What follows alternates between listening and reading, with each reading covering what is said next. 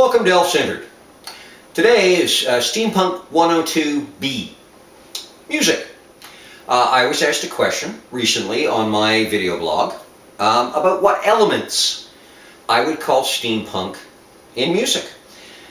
As there are a lot of bands that do a steampunk song or two, and there are steampunk bands. First thing to remember, and I will reiterate this often, is music is subjective. One man's gold is another man's crap.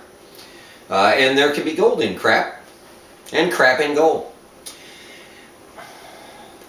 Unlike a lot of genres of music, metal, rock, blues, goth, punk, where there are regional differences, there is generally a consistent definition that it involves this bass line or that sound or this specific something.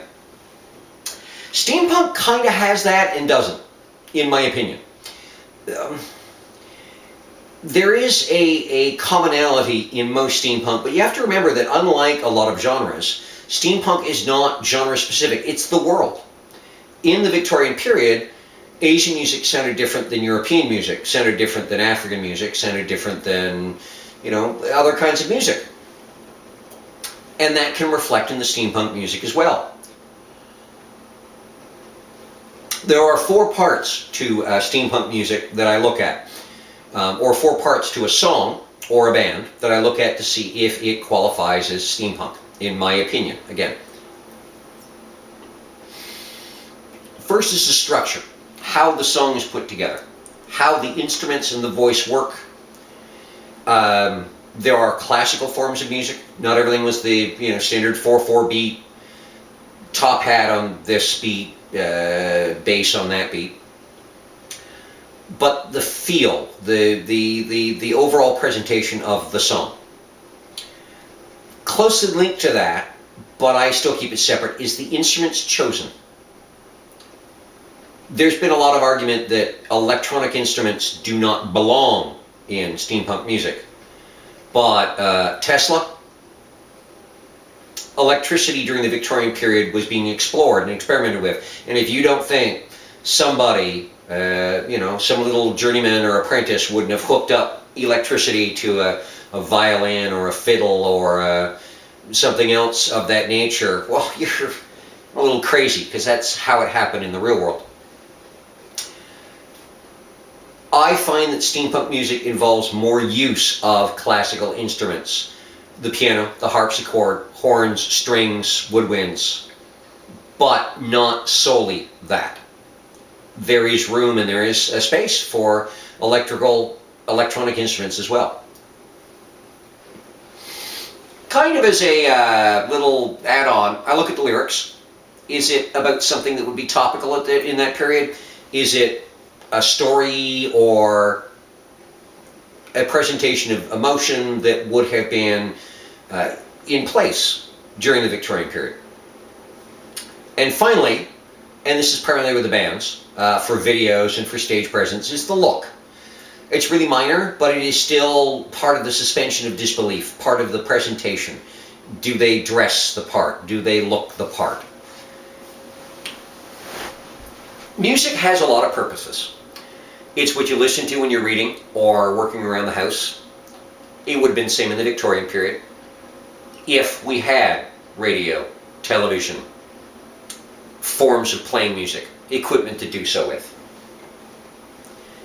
Where I focus is on the clubs, the dances, the events, the halls. And there are kind of two distinct flavors. There is the gentry and the upper classes, getting together for a cotillion or a coming of age or a presentation or some sort of celebration. And there is the grease monkeys and the going out to a night to enjoy for the sake of enjoying. Salons versus warehouses. And whether you're dancing a pavane or a jig, a waltz or a mazurka or the mamushka, the different music applies to different groups. Current steampunk club nights, a large challenge is that not all steampunk music is focused on the dance floor. A lot of it is listening music. A lot of it is mood music. A lot of it is fun, but it doesn't work well to dance with. It can be difficult. And this is where electro swing comes into it. Electro swing has elements of both the traditional and the new music. And it's just energetic. It's get on the dance floor and have some fun.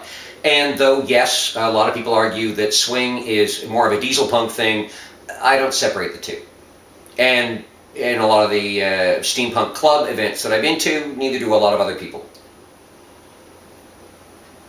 For me, it's the feel. And again, getting back to the subjectivity. People are, you can disagree.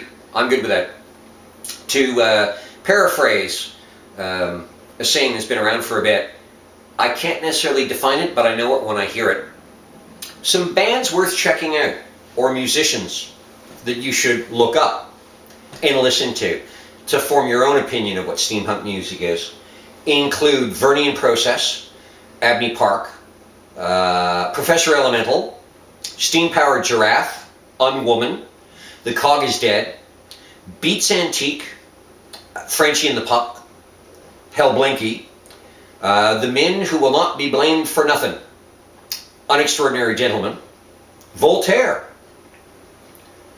There are also a large number of bands who've done a piece or two that fit into this among current EBM industrial synth pop groups. I occasionally find Cinderella Effect, their first album, who's excellent for that. V&V Nation has done a song. You could stretch it too. There are a number of current musicians and musical projects who have experimented with sounds and come up with something that would work very well in a steampunk club environment. So, what is steampunk music for me? It is indeed the feeling, the sound. For me, the look is minor because I'm playing recorded music in a club. It is how it is put together and how well it does on a dance floor. For you, it might be something else. Go out, type steampunk bands or steampunk music into Google. See what you find. Do some exploring. Do some research. Put together your own favorite top 10. I don't do top 10s. I have top thousands. Music is a big part of our life in every community. Go find something new. Go listen to a few things till you find something that you want to hear and you enjoy hearing.